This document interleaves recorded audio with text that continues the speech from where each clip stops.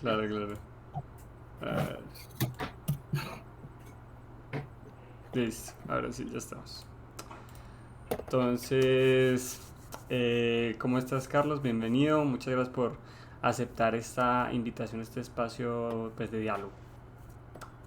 Bueno, mil gracias Nicolás y nuevamente gracias a los amigos de UNAP 15, el periódico 15 de la UNAP, en donde ya alguna vez estuvimos por allí rondando las aulas de esta magnífica universidad. Bueno, yo les recuerdo que soy Carlos Alberto Merchán Basabe, soy profesor de planta de la Universidad Pedagógica Nacional en la licenciatura en Diseño Tecnológico y la maestría en Tecnologías de la Información aplicadas a la educación. He colaborado con el Ministerio de Educación como parte del grupo de autores de lo que se denomina Guía 30, que son las orientaciones generales para la educación en tecnología e informática en Colombia, que ya fue derogada y que fue renovada en un documento recientemente publicado en agosto, que se llama Orientaciones Generales para la Educación el área de tecnología e informática. Está disponible en la página web de la cual pues yo estuve liderando el proceso de actualización del documento. Entonces, bueno, además de otras cosas que hemos hecho para el Ministerio de Educación, especialmente con el tema de la educación virtual. Listo, Carlos. Entonces, empecemos. Seguidamente voy a hacerte unas par de preguntas. Si tienes algún interrogante de la cuestión, igual me vas comentando. Listo. Vale. Entonces, iniciamos. Como primera pregunta te quería formular cómo se puede afectar la rutina de las personas por el uso excesivo de las redes sociales. Bueno, cuando hablamos de redes sociales, primero que todo habría que aclarar eso. Cuando hablamos de redes sociales estamos hablando de una conexión que existe entre sujetos. Y podríamos hablar entonces de dos modalidades que actualmente existen. Las redes sociales que tenemos como vínculo físico-atómico, los amigos, la familia, los compañeros de trabajo, los compañeros de universidad. Esa es una red social que está pensada esencialmente para que los seres humanos puedan vincularse a ciertas formas de actuar y de ser, de estar en el mundo que les son, digamos, consecuentes con sus prácticas, con sus valores, con sus formas de actuar. Y en esas redes sociales, esencialmente, la vinculación también se da porque necesitamos como sujetos sociales estar acompañados para resolver problemas, para poder proveernos de una condición de bienestar. La otra condición es la condición de las redes virtuales, las que se dan a través de los medios digitales electrónicos o a través de la Internet. Entonces, eh, allí tendríamos también dos grandes modalidades de redes sociales, aquellas que ya están establecidas y que se han universalizado, que tienen una finalidad de contacto humano a través de los medios digitales o simplemente como medios de distribución de información y contenidos para que los otros humanos puedan de una u otra manera tener o formación u ocio u oportunidades, pero no están pensadas para el bienestar colectivo o individual en esa línea pensada. Entonces allí tendríamos dos modalidades, las que están, por ejemplo, como, bueno, no sé si puedas nombrarlas, como Facebook, YouTube, eh, eh, Twitter, Instagram, que son redes sociales que de una u otra manera vinculan personas bajo un mismo interés, con una misma intención, con unos mismos valores, pero que en esencia no están pensadas para la colectividad, porque realmente son lugares de distribución de contenidos e información. Y hay otras redes sociales que están pensadas para el trabajo colaborativo y para el trabajo de mediaciones entre los humanos a través de estos elementos digitales, como por ejemplo los grupos en WhatsApp o los grupos en Telegram o los grupos bueno, en estas instancias de comunicación que son mucho más ágiles, que vienen desde el Messenger. Entonces, en esas redes sociales nos vinculamos básicamente para cumplir con tareas muy puntuales, tareas de trabajo, grupos de comunicación y ocio, de recreación, de información, familiares. Entonces, ahí hay redes sociales también, porque cuando las personas hablan de las redes sociales o del social network, piensan exclusivamente en Facebook. Y no, hay más redes sociales. Entonces, estas redes sociales, ¿en qué afectan al individuo? Pues yo diría que lo afectan, cuando hablamos de afectación también se piensa en una lógica negativa, pero las afectaciones son positivas y negativas. Entonces, lo afectan en un sentido positivo cuando la persona se siente representada y vinculada a un grupo social que de una u otra manera lo reconoce en sus atributos individuales, que reconoce su subjetividad y que por lo tanto le otorga un lugar dentro de ese escenario. Muchos de esos, que es lo mismo que pasa en la presencialidad físico-atómica. Yo estoy con un grupo porque ese grupo me reconoce.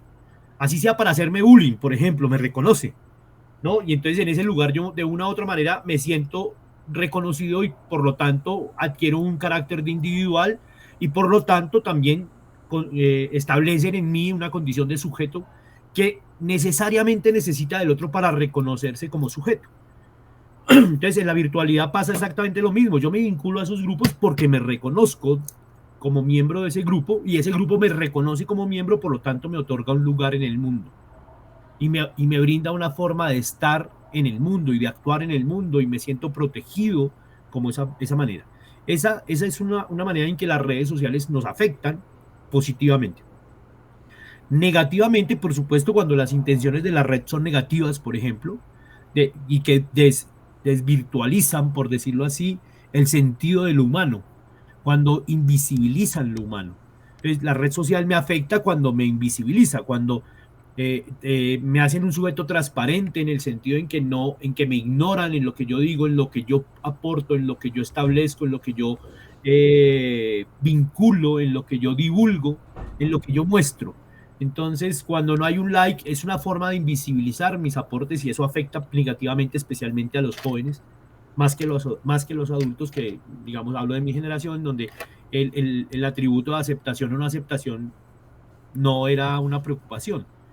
Entonces a estos chicos los afecta, bueno, a los jóvenes y a las jóvenes los afecta en el sentido en que no se encuentran reconocidos y entonces al no sentirse reconocidos se golpean en su autoestima y ahí los invisibilizan. Esa es una manera de afectación. La otra manera de afectación es que lo hablaba hoy con un profesor, el profesor Luis Augusto Andrade de la Universidad Nacional, biólogo, especialista en genética.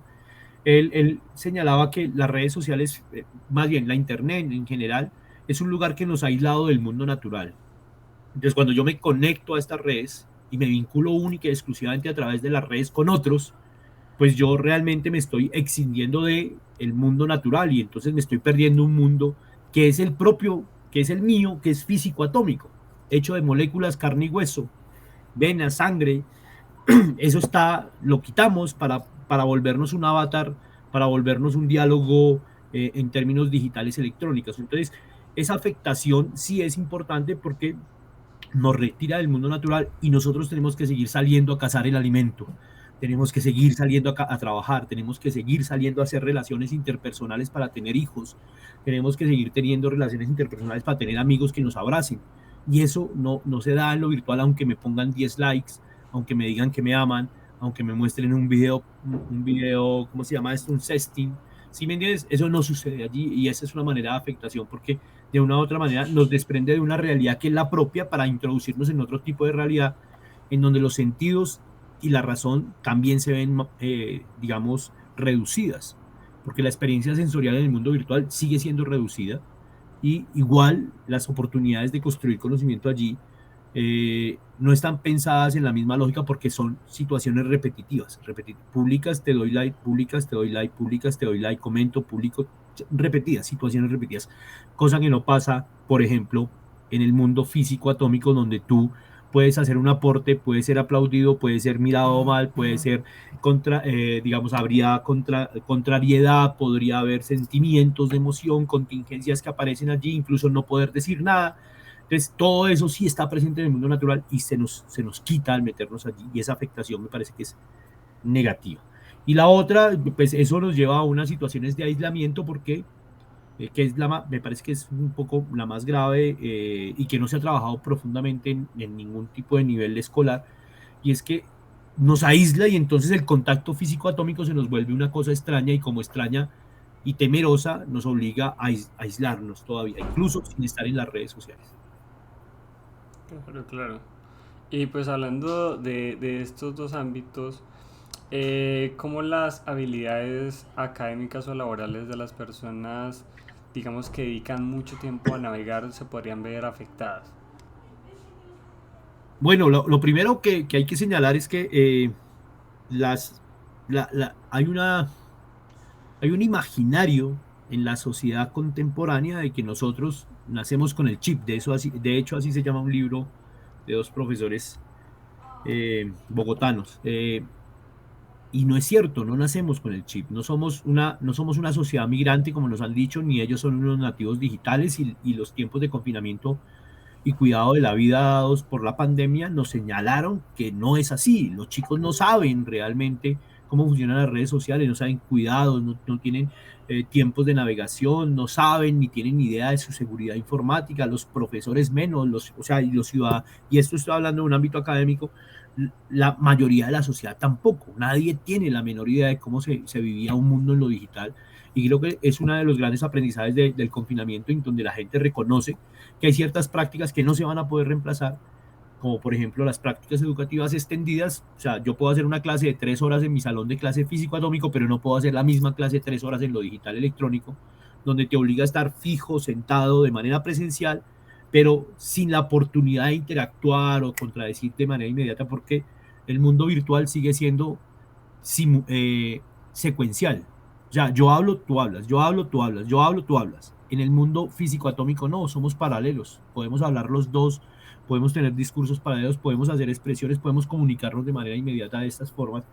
Y eso creo que es una de las afectaciones, perdón, creo que es uno de los ideales que tiene la gente de pensar que somos navegantes digitales y no. O sea, que carecemos de formación y al carecer de formación, de la formación necesaria para entender este mundo digital y de reflexionar filosóficamente sobre el mismo, nos ha llevado a suponer que está bien para un jefe, por ejemplo, mandarnos trabajo a las 3 de la mañana, o para un estudiante mandarnos una pregunta a las 2 de la mañana, o para una pareja molestarnos a la 1 de la mañana, 4 de la mañana, 5 de la mañana, a la hora que se le ocurra, porque en teoría la conectividad me mantiene 365 días al año, 7 días a la semana, 24 horas al día, conectado y disponible, y no es cierto. No es cierto. Entonces, esa idea de que somos un sujeto completamente disponible ha malversado las oportunidades de ocio y de descanso de las personas para pensar, para tener recreación, incluso para llorar. Entonces, la gente se ve sometida en su privacidad, la esfera de la privacidad de la que hablaba Aristóteles desaparece porque nos hemos vuelto sujetos públicos a través de esto. Y eso es producto de esa poca reflexión que tenemos sobre estos medios digitales que hacen que los sujetos crean que navegar más tiempo es estar mejor en este mundo. Y no, en ese mundo digital incluso se requieren tiempos de descanso para pensar el mundo. Entonces, la Secretaría, nosotros hicimos un proyecto en la Universidad Pedagógica Nacional para el Ministerio de Educación en el 2019, liderado por mí, para pensar unas orientaciones pedagógicas, normativas y operativas de la educación virtual, perdón, la educación en modalidad virtual para la educación básica y media, o sea, para chicos desde el preescolar hasta 11. Y nosotros encontrábamos con la Secretaría de Salud de Bogotá que los tiempos de permanencia de las personas en pantalla, adultos y niños, ha traído una serie de enfermedades que son prácticamente irreversibles, el tema de la vista, el tema de los oídos, la postura corporal, ciertos niveles de artrosis en manos y espalda. Bueno, yo no soy experto médico, entonces no podría tratar las enunciaciones correctas de estas enfermedades, pero mantener la postura durante 4 o 5 horas frente a una pantalla afecta a la columna, afecta el comportamiento del cerebro, afecta nuestra motricidad y sin movimiento el cerebro no crece tampoco. Somos sujetos para movernos, estamos hechos para movernos y la condición de estaticidad, ¿cómo es que se llama esto? De sedentarismo hace precisamente que huesos, calcios, músculos se vean afectados. Y eso es fatal para los niños en el desarrollo, eso es fatal para los jóvenes en el desarrollo. Y lo es todavía más fatal para los adultos que con sus enfermedades ya por la edad requieren de hacer al menos caminatas largas y marchas y esto. Entonces, eso afecta a la salud, no está pensado. Afecta los tiempos de trabajo, porque la gente piensa que la jornada laboral en lo virtual es mucho mejor, porque yo no tengo que salir de casa, pero no salir de casa es peor en términos de salud mental que lo que puede ser en salud física o desplazamientos, porque tú no tienes tiempo de distraer la cabeza. O sea, tu cuarto se convierte en tu espacio de estudio, en tu espacio de trabajo, en tu espacio de todo. Todo gira en torno a tu cuarto. O sea, eres un hámster en una pelota, ¿sí? Entonces no tienes oportunidad de esparcir, de mirar, de cambiar de ambiente, de relajar el cerebro, de tener todo, porque estamos metidos y conectados pensando allí. Un filósofo coreano muy conocido actualmente, Byung-Chul Han, plantea en un texto La sociedad paliativa que todo esto es producto de tres cosas que la sociedad digital nos ha incorporado en la cabeza y que Simon Bauman llama también sociedad líquida. Y es la idea, la idea de tener para mostrar, para poder ser. No, entonces tú tienes que trabajar y tener tres trabajos, cuatro o cinco trabajos para poder tener, porque eso te permite comprar, que es lo que tú puedes mostrar por las redes sociales. Y si tú muestras mucho, recibes muchos likes, por lo tanto tú eres un ser reconocido. ¿Listo? Y eso, dice este coreano, ha generado un problema grande porque la gente, por más de que trabaje, no logra tener, por lo tanto no puede mostrar, por lo tanto no puede ser reconocido. Y eso ha llevado a crisis de suicidios en jóvenes a muy temprana edad, de adultos.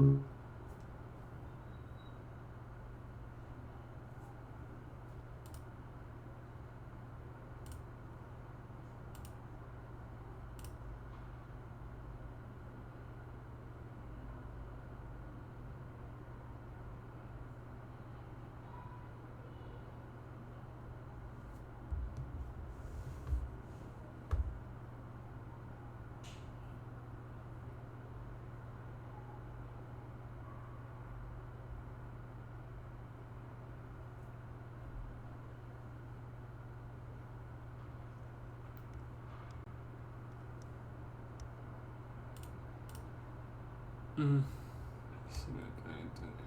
Ah, qué chimba.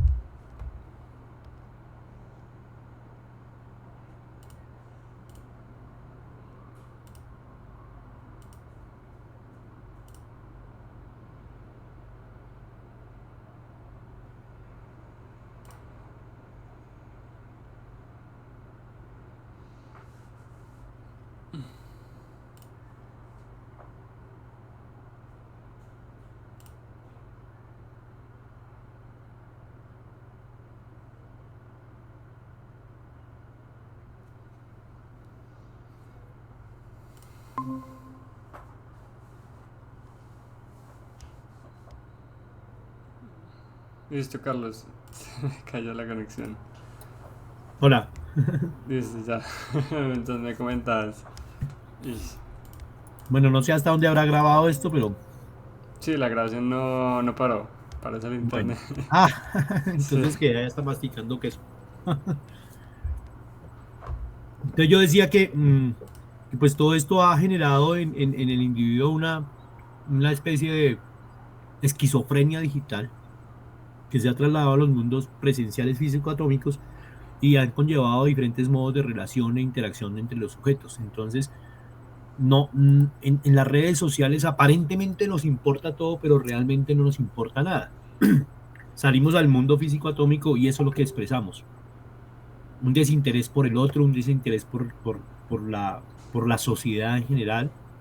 Las preocupaciones no son mías, basta con que yo haga una expresión o no otra, pero quien tiene que resolver eso será alguien, no soy yo, que es lo que hacemos con las dichosas campañas de apoyo a cualquier cosa en las redes sociales, ¿no? Entonces, mm, por ejemplo, recuerdo, ¿no? En defensa de Siria, sí, ponemos una bandera de Siria en nuestro perfil, pero nunca vamos a hacer nada para defender o más bien para desalentar la muerte en Siria, ¿no? Para evitar las matanzas y todas estas cosas. No nos interesa eso en ningún lugar del mundo, pero ponemos una bandera que no hace nada, no tiene ningún efecto en el mundo real.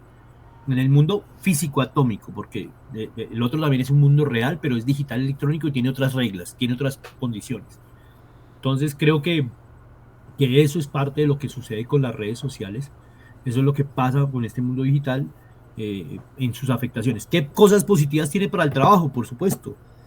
Si soy un traveler, pues puedo trabajar desde cualquier lugar del mundo, pero mira que la intención de muchos de estos chicos coreanos, japoneses, indios que programan muy bien, que pueden trabajar en cualquier lugar del mundo, es un trabajo que ellos tienen para poder conocer el mundo, o sea, para viajar y estar en el mundo físico atómico, porque eso no les demanda estar conectados. Ese teletrabajo les da tiempo para el ocio y trabajan unas 2, 3 horas, envían un programa y se desconectan 3, 4 semanas y se conectan ya en otra ciudad. Entonces, eso es una ventaja que ha traído estas redes digitales, pero todavía estamos lejos de comprender las reglas de juego en el trabajo de estos mundos digitales. Lo mismo pasa en lo educativo. Yo recuerdo, yo hice varias charlas del tema de educación virtual en tiempos de confinamiento y cuidado de la vida, en donde advertía que una clase de un profesor para básica, primaria o preescolar no debía superar la media hora.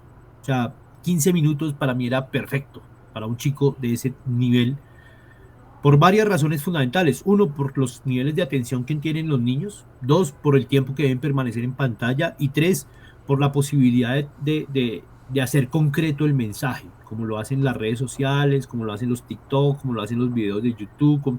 Son videos cortos, concretos, puntuales y los chicos lo entienden. Sale. Pero los profesores se llevaban la idea de que tenían que hacer 2 horas de clase y el colegio tenía la idea de que había que hacer 2 horas, 2 horas, 2 horas de la jornada completa hasta tener al chico 10 horas sentado. Y fuera de eso le dejábamos tarea que había que resolver por el computador y trabajos colaborativos que había que utilizar el computador. Entonces era un exceso de este ambiente que ha generado en muchos chicos un rechazo precisamente a ese ambiente, lo cual es positivísimo, porque si se rechaza este ambiente pueden tener oportunidad de estar en el otro y conocer un mundo distinto. Entonces, no estoy satanizando esto porque mi negocio es trabajar en esto. Yo soy, como lo dije, profesor de tecnología de la licenciatura en diseño tecnológico, enseño pedagogía para esto y de la maestría en tecnologías de la información aplicadas a la educación. O sea, no estoy satanizando el mundo digital, sino estoy diciendo hay que ponerle reglas de juego. Y me parece que este artículo que ustedes van a lanzar, bueno, si se saca en esta línea, permitiría justamente que las personas no solamente en Bucaramanga o en Santander lo piensen, sino que pueda llegar a otros lugares donde la vida de lo digital debe ser pensada. Bueno, me Claro, extendí mucho en esta respuesta, pero me apasiono. claro, obvio, es entendible. Entonces, hablando de estos dos ámbitos, ¿tú en qué ocasiones crees que se debe priorizar el contacto frente a frente, cara a cara, si el que sea presencial, sobre las actividades virtuales?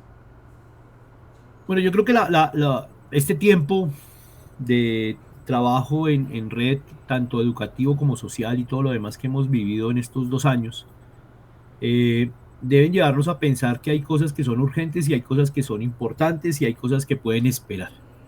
Entonces, una reunión que aparentemente es urgente, generalmente lo citan a uno, ¿cierto? Para hablar 2, 3, 4 horas en virtual o presencialmente cuando la decisión se puede tomar en 5 minutos o se puede transmitir la decisión en un minuto. Entonces, ahí creo que lo virtual resulta eficiente, muy eficiente. Dos, cuando se tienen que, digamos, alentar las posibilidades de intercambio, las posibilidades de conocimiento y de otros tipos de intercambios comerciales, políticos y demás, y los modos de accesibilidad son difíciles. Entonces me explico. Para las universidades públicas especialmente, no sé, creo que para las privadas es igual de difícil, pero menos porque tienen recursos. Traer un invitado internacional de alta talla al país resulta muy costoso. Entonces, si uno puede tener la conectividad de este experto desde su país de origen, conectado media hora, haciendo 1 hora, 2 horas, haciendo una charla maravillosa, con un costo económico para la universidad, pero también un reconocimiento económico para él como experto, pues eso es fabuloso, ¿no? Traerlo le puede costar a la universidad 20 millones de pesos. Pagarle una charla virtual le puede costar dos. ¿Ves? O sea, hay una proporción allí que resulta útil para el tema de la conectividad. cuando tenemos que resolver problemas que no pueden dar espera, o sea, esos que son realmente importantes y urgentes, ¿sí? Entonces hay que resolverlos, en el caso de un hijo, en el caso de la familia, en el caso de una reunión de padres de familia en donde yo no puedo ir, pero tengo que estar en mi trabajo y entonces yo sé que debo ir y me puedo conectar y estoy en la reunión de los padres, con padres de familia porque me van a hablar de mi hijo, pero eso me demora media hora y no me demora más y no me quita las 3 horas que implica ir de la casa al colegio, estar en la reunión, devolverme a la casa o irme para el trabajo. Entonces, tenemos que reflexionar sobre esas experiencias que lo virtual nos dejaron como positivas en el sentido de la conectividad y no estoy hablando de la ubicuidad, porque estoy en el trabajo y estoy conectado, estoy en dos lugares, no soy Dios, pero sí implica de las formas de presencialidad que tenemos hoy en día y que estas medios digitales nos brindan. Cuando hay que divulgar información, cuando tenemos que tener acceso acceso y transparencia del gobierno, por ejemplo, allí deberíamos ser hábiles navegando para trámites hartísimos como las filas de las EPS para pedir una cita, eso debería ser acá inmediato y llegar allá. Si bien hay cosas que no requieren, o más bien, que pueden obviar ciertos trámites burocráticos y ciertos trámites engorrosos que la presencialidad nos impuso y que lo digital nos demostró que no eran tan necesarios. Entonces creo que ahí es importante. Ahí me parece que son unas muy buenas oportunidades de usar estos medios. ¿Cuándo más las redes sociales, y hablando de redes sociales, funcionan? Por supuesto, cuando permiten la divulgación de los problemas que afectan a la comunidad, pero que sobre todo alertan al Estado de esos efectos y obligan al Estado a la presencia en esos lugares. ¿No? Estoy hablando de actos de violencia, estoy hablando de problemas de carácter de infraestructura, la ausencia de colegios, de oportunidades, bueno, todo aquello que pueda ser excluyente, las redes sociales podrían tener un papel precisamente de visibilizar esos problemas y hacer inclusivo este tema y llamar la atención de los organismos del Estado, nacionales e internacionales, frente a este tipo de situaciones. Ok. De acuerdo a esto a que hay formas, ¿no?, de utilizar y que nos pueden facilitar la vida en las redes sociales, y ya llevándolo a un plano social, ¿tú crees que en el momento en que las personas tienen una reunión coloquial debería haber debería haber poco uso de las redes sociales? Que por eso hablo de las vinculaciones en las redes sociales, ¿no? Si yo tengo una reunión presencial y físico-atómica, yo generalmente me voy a reunir con mis amigos, ¿no? O me voy a reunir con mi familia. Entonces, si tú no quieres estar con ellos, pues, digamos, antes de las redes sociales y lo digital, pues tú no ibas, sencillo. Sacabas cualquier mentira, te excusabas, no ibas. Hoy en día vamos por el compromiso, pero nos conectamos a la red, que es la misma cosa que no ir, ¿no? Pero lo que yo sí tengo claro es que cuando tú vas y te reúnes con la familia, con los grupos de amigos y demás, generalmente te reúnes a departir con ellos y por lo tanto celulares o redes sociales se quedan aparte. Eso es una regla ética que debemos construir, pero no la construimos porque la gente nunca le ha puesto límites al celular o nunca le ha puesto límites a esas cosas. Y como la demás gente piensa que uno está 365, 27 días a la semana, 24 horas disponible y más, entonces te escriben, entonces invaden ese espacio territorial que tú, porque no es nadie más, sino solamente tú debes cerrar y restringir y, digamos, limitar, ¿sí? Entonces uno tiene, por ejemplo, en WhatsApp tiene la posibilidad de escribir estados en reunión, no llamar, ¿sí? Listo, pero hay gente que escribe solo mensajes, estoy en una reunión. O sea, estoy aquí, estoy allá. Eso es una falta de respeto con los otros. Una de las cosas que uno aprende con la mamá es, míreme que le estoy hablando, ¿no? Eso implica una acción de respeto por el otro, por lo que el otro dice, por lo que el otro hace, por lo que el otro me brinda, por lo que yo le puedo brindar al otro, por lo que yo digo, por lo que yo hago. Entonces, esa condición de respeto sí creo que la hemos perdido, no solamente los jóvenes, sino también los adultos, porque suponemos que hay que responder en ambos mundos, y no es cierto. O sea, no le hemos puesto un nivel, un compromiso ético a eso. Hay estados en el mundo que ya impusieron como forma política, porque somos seres humanos tontos y no podemos éticamente tomar decisiones, han impuesto condiciones políticas, y es En tales espacios no se usa el celular. La escuela no se usa el celular. Los restaurantes no se usan celulares. O sea, la gente tiene que dejar el celular archivado en algún lugar para atender ese espacio, lo cual me parece formidable. En Colombia eso resulta muy difícil, ¿no? Claro que yo creo que las generaciones jóvenes, a la cual tú haces parte, lo va a ir comprendiendo y lo va a ir limitando a sí mismo, como lo hicimos nosotros con la televisión, como lo hicieron nuestros abuelos con la radio, o sea, lo vamos a ir limitando porque pues estos medios agotan lo que te decía, después de 2 años encerrados, aprendiendo, trabajando, haciendo cosas de estos, hay mucha gente que le tiene ya fobia al computador. Claro, y ese mismo agotamiento se ve reflejado en las personas. O sea, y de cierta manera, ya hablando psicológicamente, con ese agotamiento, ¿tú cómo crees que las personas, pues el mismo uso en exceso, se pueden ver afectadas? Bueno, hay estudios que demuestran que el uso de los celulares ha afectado el sueño y el sueño es una de las condiciones psicológicas más importantes para el ser humano. El sueño es el elemento que permite hacer tres cosas en términos, digamos, en términos cognitivos, permite hacer dos cosas fundamentales. Mejorar las conexiones sinápticas, o sea, los botones, y hacer una poda, ¿cómo se llama esto? Neural, creo que es el nombre, ahorita se me escapó el nombre. Es una poda en donde el mismo, las mismas neuronas, poda neuronal, eliminan ciertas conexiones que ya no sirven o que no tenían sentido durante el día y que parecían importantes, las elimina y en esa poda quedan lo que debemos almacenar como conexión sináptica. Entonces, eso solamente sucede en el sueño, es algo así como cuando uno programa en computadores y hace una compilación y el programa se centraliza para que pueda correr y uno lo prueba. Eh, Estoy minimizando el efecto, pero es así más o menos. La segunda cosa que tiene el sueño es que permite la reconstitución de las fibras, la recomposición del organismo, del sistema muscular, del sistema óseo, unas pausas y unas latencias.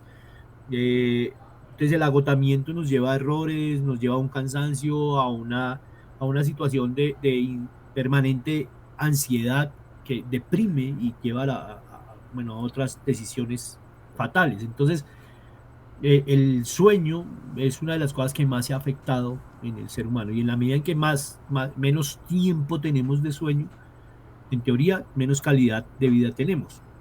Entonces, también nos han vendido esa idea de que debemos estar más temprano en el trabajo y hasta más tarde en el trabajo porque eso nos va a dar más dinero, lo cual es falso. Entonces, esa es una cosa que afecta. La otra cosa que afecta es, también hay un fenómeno que se llama el efecto fantasma o el celular fantasma, el que tú sientes que a toda hora vibra el celular y tienes que andar mirándolo. Entonces eso demuestra una dependencia psicológica de un artefacto. Hay gente que sufre porque le roban su celular, porque ya el que le roben su celular o que no tenga datos es estar fuera del mundo, es no ser nadie.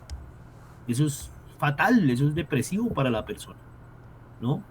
Y esa depresión los lleva pues a tomar decisiones fatales también. Entonces la gente ha visto en el celular una especie de prótesis de su propia vida, ¿sí? De la cual no pueden desprenderse, eso es gravísimo. Otra de las cosas que afecta en términos psicológicos ha tenido que ser con lo que hablábamos ahorita del tema de las conexiones personales físico-atómicas, o sea, ya no sabemos cómo hablarle al otro, ¿no? Porque la comunicación en los ambientes digitales es por emoticones la gran mayoría de veces. O sea, tú mandas una sonrisa y ya el otro te dice hola y ya no tienes que decir hola ni nada. Entonces, cuando tú te encuentras en el contacto, ¿qué emoticón tienes? La gente ni siquiera se conoce. Yo duré 2 años haciendo clase con un grupo y este año que los vi por primera vez físico-atómicamente, no reconocía a ninguno porque la foto que ponen ahí es otra, ¿no? ¿Sí? A veces ponen la cara de un perro, entonces uno espera ver al perro y no son un perro. Entonces, ahí creo que eso afecta los modos de interacción con el otro en lo físico atómico. Hay gente que no sabe comunicarse, sus comunicaciones son cortas porque así son las comunicaciones digitales, cortas. Entonces, eso trae frustración, trae frustración. Yo creo que esta generación, bueno, casi todos vamos a tener unos momentos de depresión muy grandes, más adultos, y de soledad inmensas. Vamos a hacer como en la película Her, no sé si la viste, Joaquín Phoenix y Scarlett Johansson, se llama la película se llama Her, ella, que es la conexión de un hombre a través de un dispositivo con una mujer ficticia y de la cual se enamora él, así, tal cual. También está en Blade Runner 2039. El hombre se enamora de un avatar que sale en forma de holograma. Entonces, ahí creo que eso está pasando con los chicos.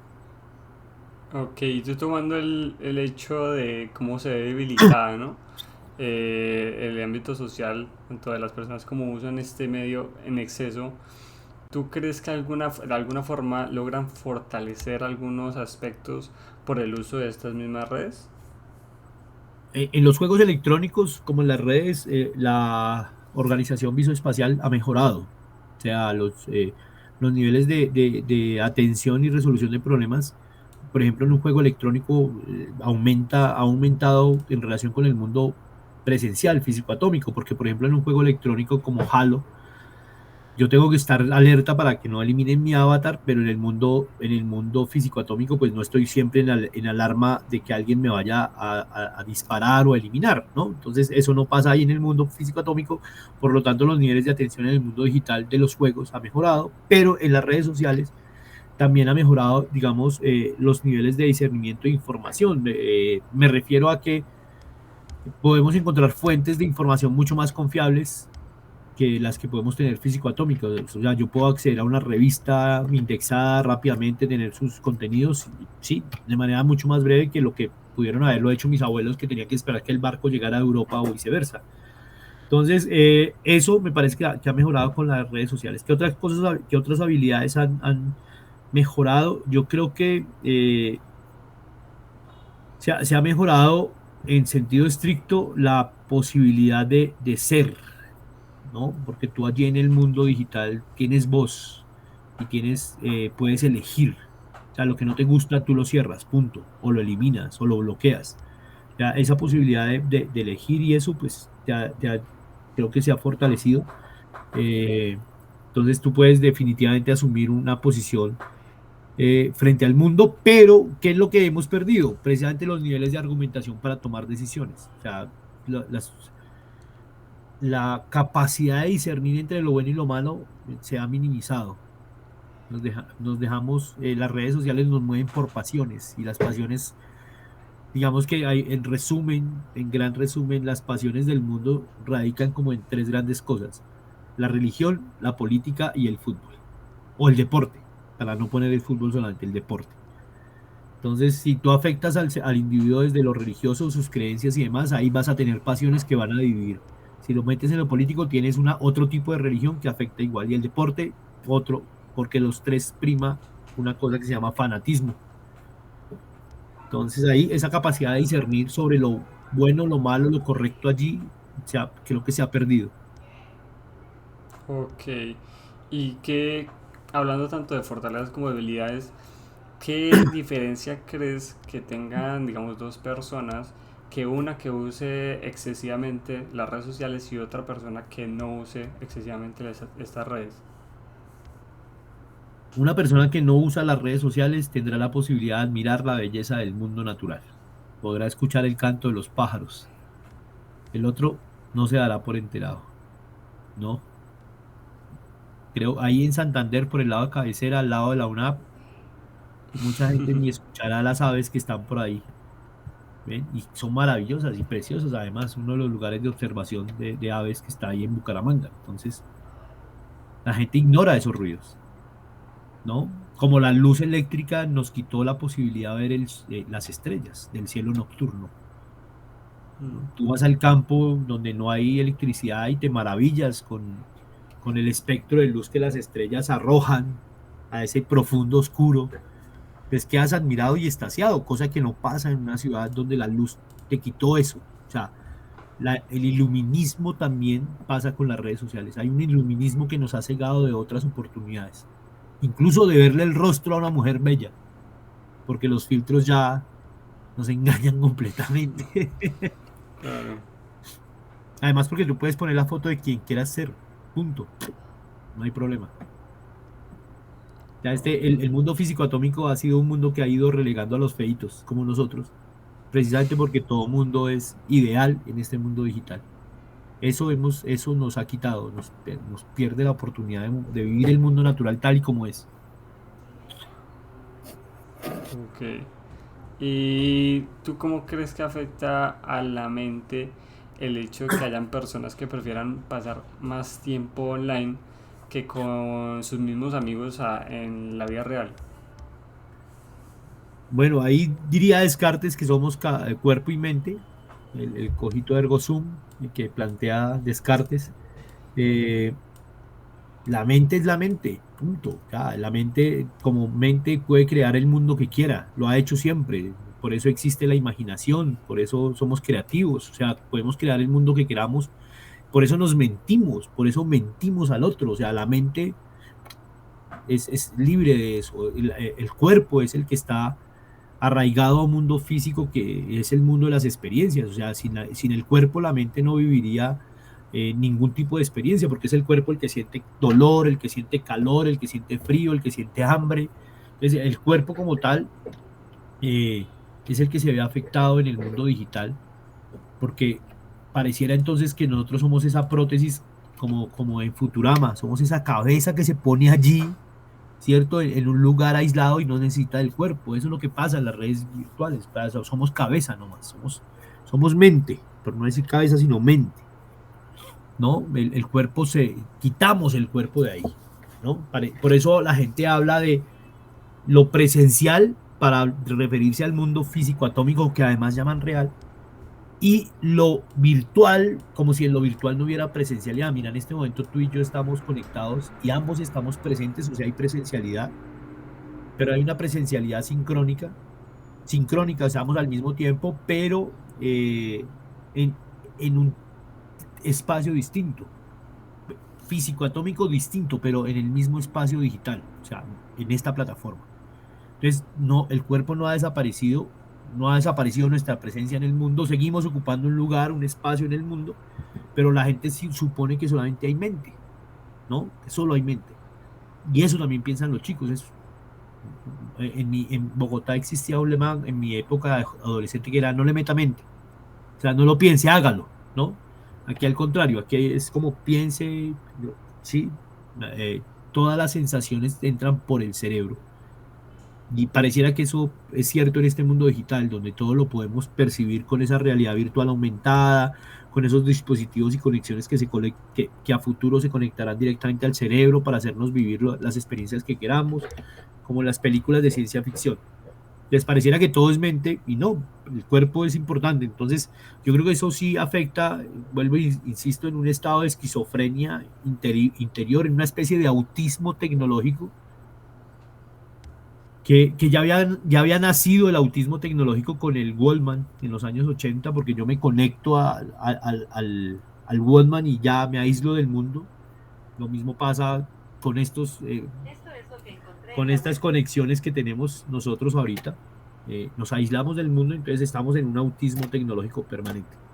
Vamos, yo y mi mundo, que lo creo mentalmente. Entonces el cuerpo dejó de sentir, de tener hambre, etcétera, etcétera. Claro, y como, o sea, de cierta manera ya la gente llega a cerrarse, ¿no? Creo yo, tanto esta burbuja de lo que son las redes sociales. Sí, pero son producto de los avances tecnológicos que no hemos sabido liberar. O sea, voy a poner el ejemplo. Yo como enseño en pedagogía y trabajamos este tema de cómo enseñar estos temas en la escuela, una de las cosas que enseño es precisamente a ponerle límites éticos y políticos a la tecnología, no solamente alentar su desarrollo, sino ponerle límites. Entonces, cuando bueno, la cultura creció y se desarrolló alrededor del fuego. Éramos una tribu tribal ahí al lado del fuego y entonces había un chamán que contaba cosas y el otro contaba o sea, todo estaba alrededor del lenguaje y nada está fuera del lenguaje. Entonces, cuando creamos estos desarrollos tecnológicos como la carta, por ejemplo, ya no tengo que estar presente. La carta ya me virtualizó al otro y yo, como ya escuché su voz, yo tengo su voz cuando leo al otro, ¿no? Y veo y puedo ver sus gestos y puedo ponerle acentos a eso que estoy leyendo en la carta del otro. Cuando tenemos el telégrafo, continúa el mismo fenómeno. Cuando tenemos el teléfono, bueno, antes la radio, cuando tenemos la radio, entonces puedo escuchar al otro aunque no lo vea, pero me lo imagino y siento y porque las sensaciones van entrando precisamente por los sentidos hacia el cerebro y el cerebro puede crear eso. Y entonces yo estoy ahí creando ese mundo que me están narrando y cuando llega el teléfono, pues pasa lo mismo, pero cuando llega la televisión, ¿cierto? No, nos mantiene y nos separa. La televisión nos va a separar. Porque si tú ves un programa de televisión en tu casa, quien controla el televisor es el papá, ¿no? Entonces se ve lo que el papá quiere. Para no tener problemas con la esposa, el papá compra un televisor, o sea, dos.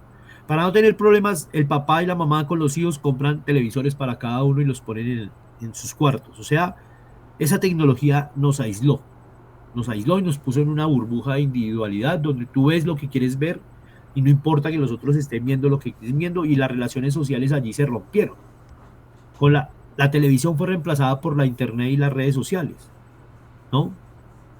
Porque nos da una inmediatez, porque pues, digamos que yo que nazco con la generación, más bien, nazco cuando la generación de lo digital se está desarrollando fuertemente y luego termino siendo producto de ello en sus principios, es que nos conectábamos a Messenger porque queríamos estar con personas de todo el mundo, ¿sí? Porque allí se conectaba todo el mundo, literalmente, todo el mundo. Entonces yo podía hablar con un venezolano, con un francés, con un español, con un alemán, con cualquiera, que pudiera hablar español o que me entendiera mi inglés. Cuando Messenger separa otra vez eso y lo hace con conversaciones privadas y se regionaliza la cosa, tú ya solamente conversas con el grupo social que tienes alrededor físicamente. Ya muy poca gente habla con gente del otro lado del mundo.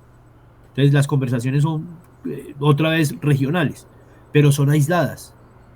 Por eso tú no te comunicas con tu pareja estando en la misma cama, no te comunicas con tus hijos estando en la misma casa, no te comunicas porque incluso en la misma casa los hijos le hablan a uno con WhatsApp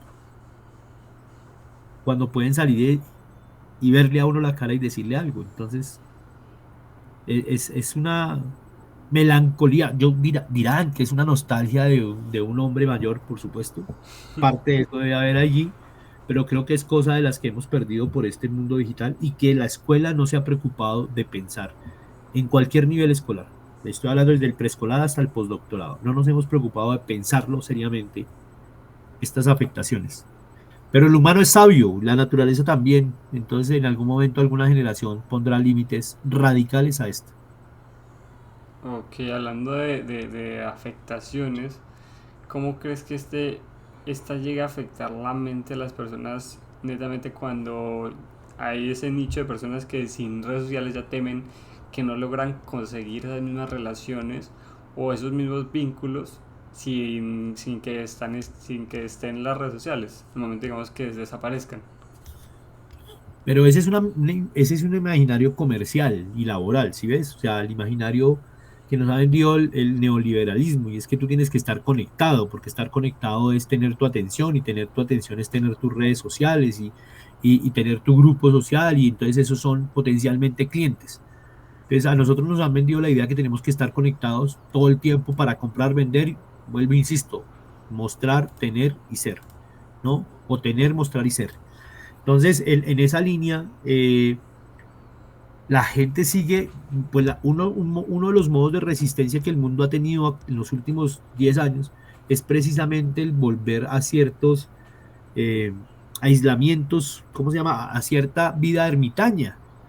Me voy, me aíslo, tengo mis alimentos, mi granja sustentable, tengo una vida sostenible, no necesito de la electricidad, no necesito de esto. O sea, sí es un volver al pasado con una nostalgia y un tufo nostálgico muy grande, pero es un modo de resistencia que tienen. Si tú ves, hay varios, ¿cómo se llama? Documentales en estos programas de televisión, estas redes sociales de televisión, en donde los mismos creadores de la tecnología prohíben que sus hijos tengan redes sociales.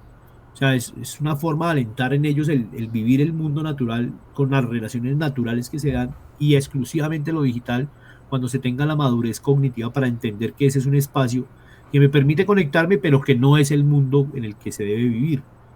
Entonces, creo que precisamente uno de los errores que hemos cometido como padres con esta generación joven es darle dispositivos desde muy temprano.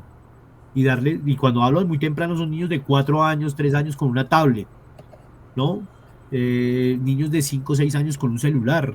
O sea, porque suponemos que esa es la mejor manera de distraerlos, por un lado, y segundo, porque es la mejor manera de acercarlos a la tecnología, cuando en realidad eso lo que está haciendo es aislándolos desde muy temprano de unas posibilidades de mundo distintas, de tener contacto con el otro. Esos chicos crecen en ese medio digital y no conocen al otro, no hablan con el otro, no saben del otro, no tienen modo de relacionarse con el otro, porque se la pasan ahí viendo videos, jugando, o sea, es una, esa generación va a crecer todavía más aislada. Ellos van a tener problemas, eh, más problemas psicológicos y sociales en sus relaciones, pero también tendrán afectaciones en el desarrollo cerebral porque, vuelvo, insisto, el movimiento, o sea, si tú buscas en cualquier libro de psicología la importancia del gateo, es fundamental para el niño. Entonces, cuando el niño no ha empezado a gatear y ya le doy una tablet, ¿sí? Cuando el niño ya camina y tiene que correr porque su mundo le obliga a correr, pero se queda conectado porque es más interesante ver un video que está hecho para eso, pues es un chico que en la condición física, mental, se va a ver afectado. Se va a ver afectado porque pues, el movimiento es, y lo dicen los neurólogos, la condición de desarrollo del cerebro. Ok, y digamos que teniendo en cuenta que, teniendo el hecho que planteamos que debería haber un control, ¿no? Unos límites para el uso, que de qué forma podría haber ese autocontrol o se podrían imponer esos límites para que de cierta manera los jóvenes no nos veamos afectados por la implementación de la tecnología. De la tecnología informática, ¿no? Aclaremos Claro, ahí, de las tecnologías de la información y la comunicación. Existen medios parentales en cada uno de estos dispositivos. Lo que pasa es que los padres, como no leemos los manuales, no sabemos que eso existe. Entonces bueno, una gran mayoría de padres no conocen eso, no saben que existen unos controles parentales que determinan en mi conectividad de internet que yo reciba un dispositivo por un periodo de tiempo. Hay aplicaciones que no apagan el celular, sino que bloquean la conexión de internet durante un determinado tiempo, pero eso no quita que el chico siga conectado en el celular. Entonces, la imposición de esta, o más bien la construcción de estas normas éticas, vienen por precisamente el primer núcleo formativo, que es la familia. Entonces, cuando el padre es capaz de imponer una racionalización de estos usos, cuando sabe en qué momento entregar un dispositivo, hay un libro de Roxana Murdokovich, argentina ella, que trabajó con la UNESCO, que se llama La vida en las pantallas. Ella explica allí más o menos cuáles son sus recomendaciones de una investigación que hizo en toda Latinoamérica, a qué edades deben entregarse qué dispositivos y en qué condiciones. Entonces dice, niños de 5 años, equipos sin conectividad y con tantas aplicaciones, y así, establece unas pautas. Roxana Murdokovich. Entonces, esas cosas hay que aprenderlas. Entonces, la familia tiene que vincularse a esas tomas de decisiones, a comprender que esos usos tienen unas funciones y unas utilidades, que es lo que necesitamos aprender. Eh, por ejemplo, que me permite establecer negocios comerciales rápidamente, que me permite vincular a un experto rápidamente, que me permite buscar información rápidamente. Entonces, eso deberían aprender los chicos desde muy temprano. Pero que por encima de esa tecnología está el ser humano, eso solamente lo vamos a aprender en casa. Segundo, la escuela debería alentar una comprensión absoluta de los medios digitales, con sus pros y sus contras, pero haciendo especial énfasis en todo lo que tiene que ver con cuidado personal y del otro. O sea, había un profe mío que decía que cuando usted teme, se cuida. Entonces lo mismo pasa, cuando el chico comprende los límites y los, digamos, peligros que hay allí, muy seguramente se tomará muy en serio y con conciencia, con una profunda conciencia, los cuidados que debe tener. Y eso hará construcción de límites. Y la otra, pues obviamente son los límites ya prescriptivos, normativos, manual de convivencia, castigos, la justicia, bueno, todo este tipo de cosas que son normativos que van a imponer límites y que para mí son límites políticos, o sea, vienen de afuera del sujeto, que pueden ser bien o pueden ser mal vistos, pero que finalmente imponen unos límites. Entonces, en el marco del desarrollo moral de los individuos, pues nosotros tenemos que llegar a ser sujetos libres e independientes y construir esos límites como imperativo ético, llama Kant esto, pero hay que establecerlos y yo no los aprendo solo, o sea, yo, no, yo joven, niño, no sé qué está mal. Son los adultos los que saben, son la sociedad los que saben, son los otros los que me imponen esos límites. Yo no tenía esos límites, no los tengo, entonces para mí no es un problema. Entonces, cuando la familia, la escuela, la sociedad en sí misma van ayudando a que esos límites se vayan dando y que yo me vaya interiorizando y me vaya dando cuenta, ahí tendremos una ética y una responsabilidad tecnológica frente a las TICs, frente a la Internet, frente a la inteligencia artificial, frente a cualquier tipo de tecnología incluso. O sea, pero mientras tanto, no. Hay una esperanza profunda en la humanidad y a la inteligencia de la humanidad que dice que en algún momento lo haremos, como lo hemos hecho con otras cosas, como lo hicimos con la bomba atómica. Ya creo que ahí radica parte de la hipótesis de la humanidad sobre la misma humanidad. Algún día le pondremos límite. Ok, y por último, ya infiriendo en el daño que podría afectar, digamos, ¿tú cómo crees que afecte a la mente el hecho que las personas pierdan, como lo comentabas anteriormente, horas de sueño por tantas horas de estar conectado? Volvemos a la respuesta, Nicolás, en términos de si tú no duermes bien, estás en un estado permanente de embotamiento, no hay, la atención no es la misma, la capacidad de respuesta neuronal no es la misma, la capacidad motora no es la misma, o sea, estás completamente agotado, o sea, el cuerpo no descansó, el cerebro no, uno se va a apagar como un computador cuando se entra en colapso. Dicen las teorías que yo puedo resistir despierto 3 días y sin peligro, digamos 3 días sin peligro, porque a los 3 días el cerebro se va a desconectar sí o sí. Pero hay gente que sufre una enfermedad que es la imposibilidad de dormir, que terminan muertos en 15 días, un mes. Hay un programa de esos en Netflix, de un sujeto que sufrió una enfermedad que le impedía dormir y él murió muy temprano y era joven, un chico de 30 años. Porque en la medida en que yo acostumbro el cuerpo en que no necesito dormir tanto, ¿sí? Pues el cuerpo, la mente, como te digo, está ahí, ella no sabe nada, ya hace lo que yo le programe. Entonces, si el cuerpo dice que yo debo dormir menos, pues voy a dormir menos, pero eso afecta mi capacidad cognitiva y afecta mi desarrollo cognitivo, mi capacidad de memoria de corto y largo plazo, afecta un montón de funciones cognitivas de manera contundente. Entonces, eso traerá unas repercusiones fuertes al organismo, ¿sí? Entonces, eso no lo vemos, por eso los niños duermen 16 horas, no tienen problema, está bien, ¿por qué? Porque están en pleno desarrollo. ¿Sí me entiendes? O sea, mientras el cuerpo está descansando, el cerebro está activo, porque el cerebro no queda en pausa. El cerebro sigue en actividad, como te decía, haciendo su poda neuronal, haciendo conexiones sinápticas, preparándose, ampliando sus zonas, la zona gris, etcétera, etcétera. O sea, todo esto te lo podría explicar mucho mejor un neurólogo. Mm, El sueño es fundamental. Entonces, perder sueño por estas redes sociales es, por ejemplo, TikTok. Hay momentos en que la gente dura 6 7 horas, 8 horas en TikTok. Empezaron a las 8 de la mañana y se dieron cuenta a las 4 de la mañana que estaban trasnochados. claro. ¿Ves? Porque es una especie no, no es una especie, es una adicción porque la dopamina y todo esto se eleva y el interés y la expectativa de que vendrá un video más contundente, de mayor calidad, con mayor energía, me mantiene despierto, me mantiene despierto, me mantiene despierto y entonces no me canso, que es lo que hacen los psicotrópicos, no me cansan. Entonces es una droga que va a afectar, que afecta el sueño y que afecta el cuerpo y por lo tanto pues hay un deterioro físico y cognitivo muy alto. No lo vemos, pero ahí está. Es una enfermedad silenciosa. Claro, sí, como toda adicción. Como toda Sí, adicción. Bueno, Carlos, pues eso sería todo.